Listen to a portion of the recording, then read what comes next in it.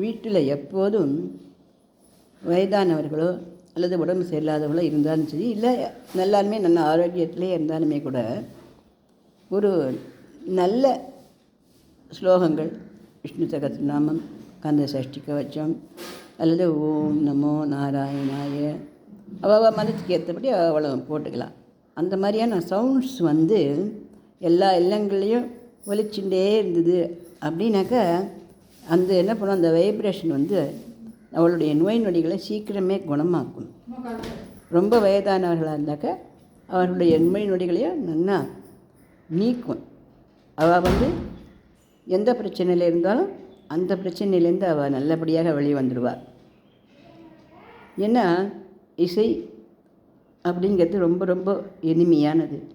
நல்ல பாட்டுகள், நல்ல ஸ்லோகங்கள், நல்ல மந்திரங்கள், நல்ல சொற்கள் இதெல்லாம் நம்மளை அமைதிப்படுத்தி நம்ம நோய் நொடியிலேருந்து நம்ம மீண்டு வரத்துக்கு ஒரு உண்மையாக ஒரு நல்ல ஒரு சாதனமாக விளங்கும்.